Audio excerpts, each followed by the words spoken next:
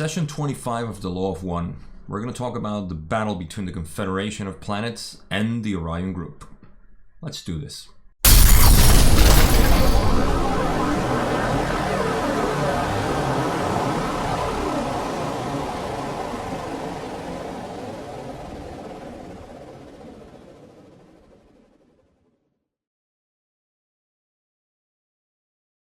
So, this session starts with Don asking about Carla's health. If you remember from last session, she was having a chest cold and she was made cough several times throughout the session by Don, asking Ra to make her cough just to clear her throat and so on. So now Don is asking what caused this chest cold, and the answer is actually pretty interesting, but I didn't cover it as usual in the slideshow.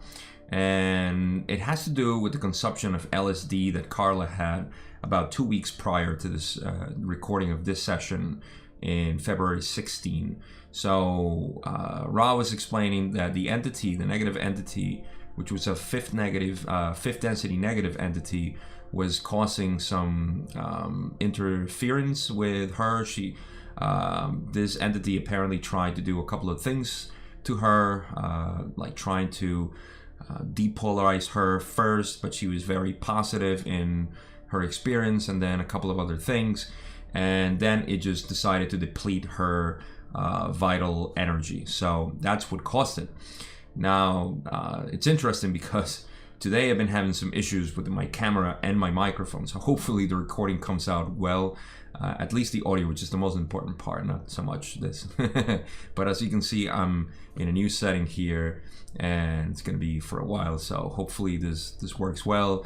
I play with the camera recording settings and that stuff, so I don't know, we'll see. But anyhow, let's get into the session because we have a couple of things to cover. This session's it's very short because, like I said, Carla was having some health or vital energy issues because she was being drained by this cold, and it was only just a couple of questions, like 12 questions or so. So we're going to cover that in just one shot. This is not part 1, 2, or 3, just going to be one session. So let's go into the first question, where Don is asking, we shall now continue with the material from yesterday. You stated that about 3,000 years ago, the Orion Group left due to diaspora. Was the Confederation then able to make any progress after the Orion Group left? Ra says, for many of your centuries, both the Confederation and the Orion Group Confederation busied themselves with each other upon planes above your own, shall we say, planes in time-space, whereby machinations were conceived and the armor of light girded on. Battles have been and are continuing to be fought upon these levels. Upon the Earth plane, energies had been set in motion which did not cause a great deal of call. There were isolated instances of callings such taking place beginning approximately 2,600 of your years in the past in what you would call Greece at this time, and resulting in writings and understandings of some facets of the Law of One. We especially note the one known as Thales and the one known as Heraclitus, those being of the philosopher career, as you may call it, teaching their students. We also point out the understandings of the one known as Pericles. This is actually really interesting, and first we're going to cover the side that the Orion Group and the Confederation did not come here as much or anything at all. They kind of left the plane of space-time and they went into time-space. We're going to cover this in the battle that is the Confederation and the Orion Group in the next couple of questions, but that's what they did. They kind of retired, they left, and the next contacts actually, or the influence that would happen, which is really the interesting part that I take out of, believe it or not, I take out this, the Greek philosophy, a lot more important than the battle that was being fought. I know it sounds exciting and everything. We're going to cover that. But I want to talk about this part where Thales and Heraclitus were two philosophers that contributed a huge amount of thinking into Western thought in their own philosophies and the way they thought about this reality.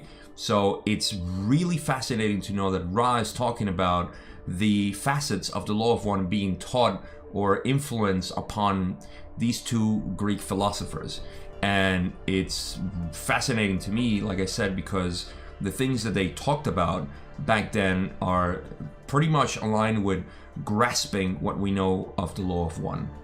And then there is Pericles, who was the leader in what's called the Golden Age in Greece, where a lot of this stuff that was coming out in terms of philosophy and understanding reality, but also other things about exploding society in terms of knowledge and art and all this stuff was happening. So it's nice to know that the law of one was actually influencing these prominent figures. So I'm gonna make a video or a series of videos about Greek philosophy and the connection between that and the law of one. So if you like this stuff, pay attention in the near future once I get everything wrapped up, and I'll make a series talking about all these influential Greek philosophers that talked about this law of one over a period of about 200 years until Plato and Aristotle. So just putting that out there.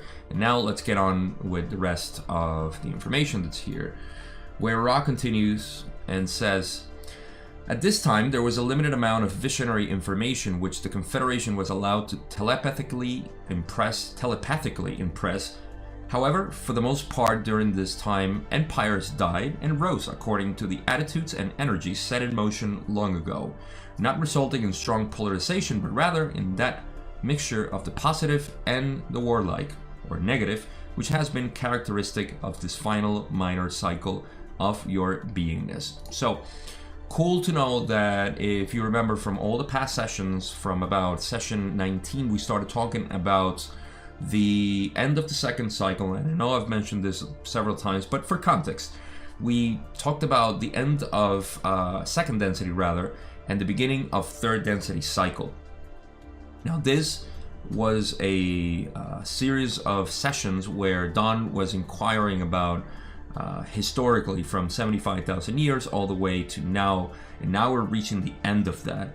That's why we talked about Greece just now, and then Ra is referring to, at this time, there was a limited amount of visionary information which the Confederation was allowed to telepathically impress, and that's why they did it this way, and things just went on their own. They just left things to run the way it is. And there's a very important part that we're going to cover in the rest of the questions, and I'll come back to that as to how the Confederation and the Orion group left, and they started doing everything by telepathy.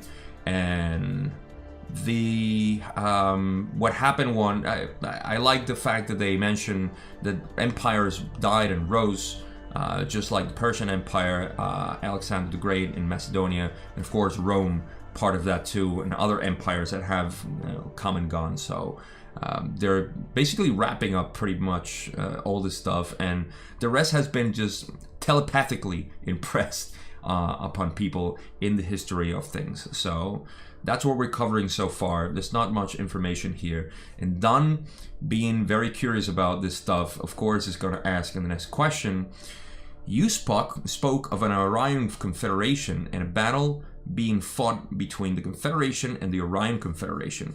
Is it possible to convey any concept of how this battle is fought? Now we're going to get into this battle. Ra says, picture, if you will, your mind. Picture it then in total unity with all other minds of your society. You are then single-minded, and that which is a weak electrical charge in your physical illusion is now an enormously powerful machine whereby thoughts may be projected as things. I totally love the way Ra says this, because we can take so many things out of just this one slide where they're saying that, imagine our mind, like I said, in this physical illusion is a weak electrical force. So we can see that what he's talking about, or they talk about, is the electrical charge of what this consciousness is. Remember, consciousness is a sort of electricity, an energy that flows through our brain, and that's what we measure physically here. So that electrical charge is who we are. Now, when this electrical charge gets all together in the social memory complex that we kind of achieve in 4 density, then it becomes a very powerful machine, like they said, and thoughts may be projected as things. But this also happens in 4 density negative.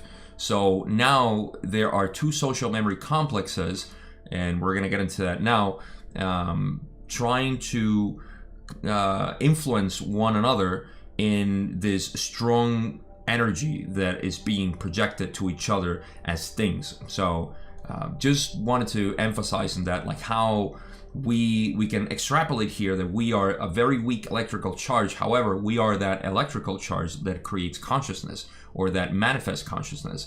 And just to illustrate the power of the social memory complex, that's what happens when we're all together.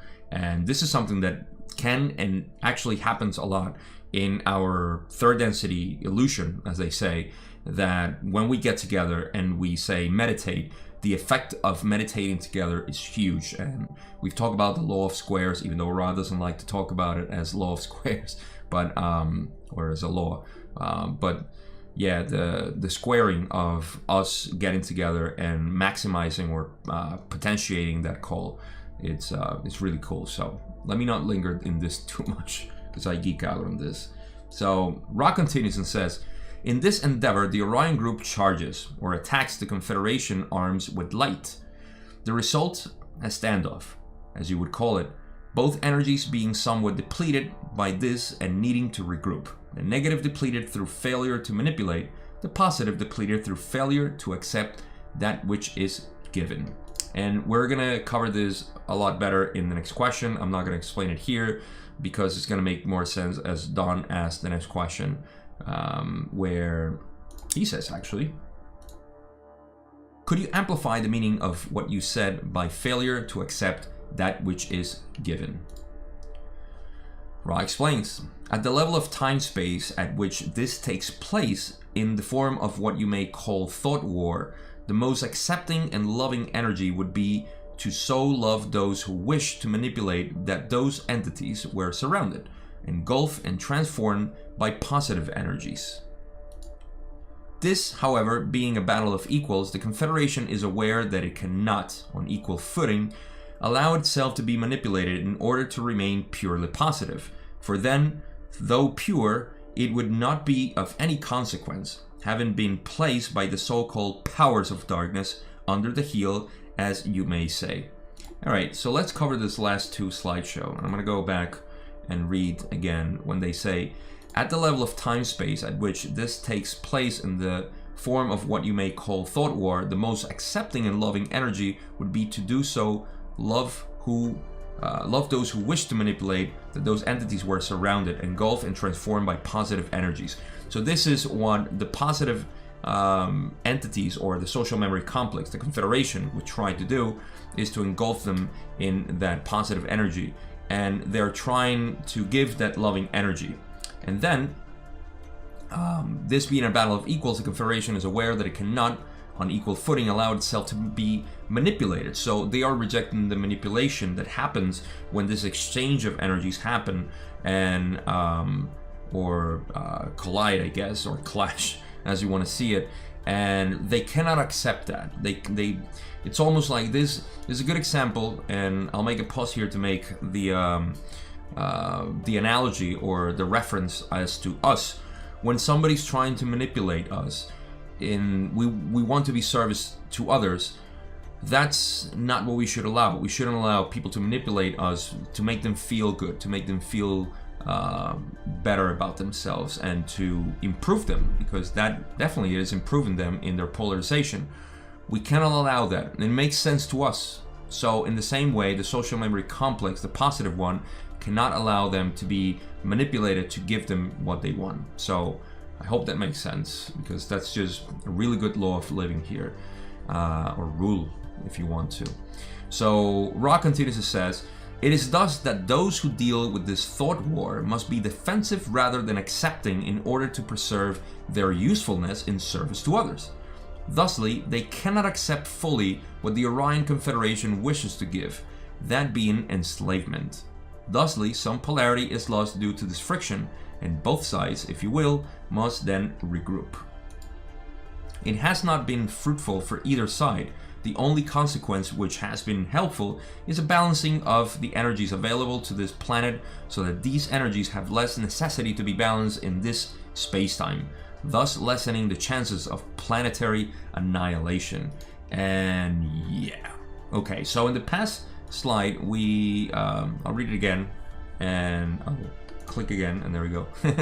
It is thus that those who deal with this thought war must be defensive. So that's what I explained. They can't be in allowance of these energies that come to manipulate them, and so they need to be defensive so that they can remain useful for service to others. And because what's really happening is that they both are trying to give to each other what they have. One is trying to give their dark force manipulative energy, and the positive ones are not accepting it, and they're just giving them love. But those of negative polarity don't want love from the others. They just want to manipulate them. So there is almost like a reflection of energies there. And because so much energy is involved by exchange, and the exchange not happening, they need to regroup then, because so much polarity is lost, or some polarity is lost, but so much energy is lost at the effect of this intent to exchange. So it's not fruitful, like I said. I believe it's in the next slide where they say, yeah, it's not fruitful for either side. So there is a lot of energy lost, but this has a great effect in our planet because that energy is then not used here, so there's no need to balance it out. Like, yeah, we don't need more energy or dark energies in this world anymore, as we can see through history and even today. So it's a benefit to us that this battle is happening in time space between the Confederation and the Orion group, because otherwise we would be affected even more, and more would need to be balanced. I'm actually going to say that it's not a bad thing or a good thing. It's just that more, I would say, energies coming into the planet, more entropy maybe happen, and that's not being the case. Balancing happens anyways. No matter how much negative we get, then we get positive. But I think we're left okay this way. That's just my opinion, my weak electrical charge of consciousness opinion on this matter. So let's go on with the next question that Don asks, where he says, very important point, I believe, and I certainly agree. Does a portion of the Confederation then engage in this thought battle? What percentage engages? And Ross says, this is the most difficult work of the Confederation. Only 4 planetary entities at any one time are asked to partake in this conflict. And Don says, what density are these 4 planetary entities? And Ross says, these entities are of the density of love, numbering 4.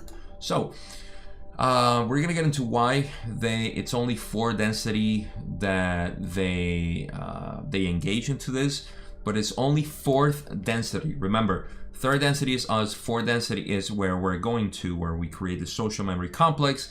5th density is the density of light and wisdom, and then there is 6th density, where it's unity, where Ra comes from. And it's only 4 density that participates in this battle, 4 positive and 4 negative. And it's only 4 planetary entities of the Confederation, at least, that take part of this battle. I'm not sure why, but Ra does mention that there is it's a really difficult task for the Confederation, and they only do it this way. So let's go on with the next question, where Don says, then I am assuming this is the most effective density for this work. Would this density, an entity of this density, be more effective for this type of work than, say, an entity of density 5 or 6? Good question. Ra says, the 4th density is the only density besides your own which, lacking the wisdom to refrain from battle, sees the necessity of the battle. Thus, it is necessary that 4th density social memory complexes be used. This leaves me to speculate a couple of things, as I read it right now, actually. The fourth density is the only density besides your own which, lacking the wisdom to refrain from battle, sees the necessity of the battle. Knowing that fourth density obviously doesn't have the wisdom of fifth density, and we can see that the results of say a battle, an engagement, results in some loss of polarization plus a lot of loss of energy, then it makes sense that the fifth density does not want to take place in this. I would see it, and maybe my analogy is not that good, but those of the ranks in the military who do not engage in battle because they are wise enough not to be in battle. So they just kind of from afar, they influence things and they make decisions and so on. So it seems more like fifth density does not want to take part of this. And the other thing that I can take away from this is that if you get involved, just like we know from higher densities, if you get involved with lower densities, and especially in this energy exchange influence kind of thing that's happening, and the thought war that is happening, they may lose a lot of polarization and create karmic attachments to these social memory complexes. So maybe fifth density is actually left to influence by afar or from afar on these battles, and that's what makes sense to me from what I gather and what I see. And of course, Ra is saying that it's always necessary, or it is necessary, for four density social memory complex to be used in this, and even the Confederation does not want to participate this from fifth and sixth density. But we're going to cover a little bit more on this. And the next question is Don asking, am I correct in assuming then that fourth density on both sides of both the Orion and the Confederation sides are in this battle, and that the densities fifth and sixth on the Orion side do not engage in this? Is this correct? Ra says, this will be the last full question as this entity's energies are low. It is partially correct. Fifth and sixth density entities positive would not take part in this battle. Fifth density negative would not take part in this battle. Thus the fourth density of both orientations join in this conflict. Okay, so we did cover this part, and that makes sense, obviously, after I said what I said. My speculation being different from what this said. Ra is just saying that, of course, there is fifth and sixth density entities positive would not take part in this battle. Fifth density, basically no fifth density are taking, or sixth density entities are taking part of this battle, and fourth density of both orientations join this conflict. Okay, so we covered that part. One thing is that while this is the last full question of the session, because like I said at the beginning, Carla was very weak, I guess, in vital energy, and this would be the final question. Don did ask one more question that I'm going to cover here, and I wanted to just include it because why not? So after Don asking what could be done for Carla and all that stuff as they usually asked, Don says, I really would like to know of the orientation of fifth density negative for not participating in this battle. It's a really good question. So the final answer here is Ra saying the fifth density is the density of light or wisdom. The so-called negative service to self-entity in this density is at a high level of awareness and wisdom and has ceased activity except by thought. The fifth density negative is extraordinarily compacted and separated from all else. This kind of lends credence to my speculation of why fifth density doesn't want to take action into this by not losing polarization and all that stuff, because they're saying that also the fifth density negative is also by the way that they exist, they are very separated from everything. So remember that this is a social memory complex type of thing that's happening, and they may group with other social memory complexes. I'm not sure about this, but the entity, the fifth density negative, is very isolated, and they don't take part in this battle because of that. That's what Ra is saying. So I don't think there's anything else that we can cover of this answer. I just thought it was interesting to add it in because even though I covered it before, I thought it was cool to mention it by Ra's own words. So that's it. It's all we got in this session. My conclusions on this that we can take from it. First, the Greek philosophy is amazing. I just wanted to do something completely separate and not talk about all these Greek philosophers, very known for their contributions to Western thought and all the ramifications of that.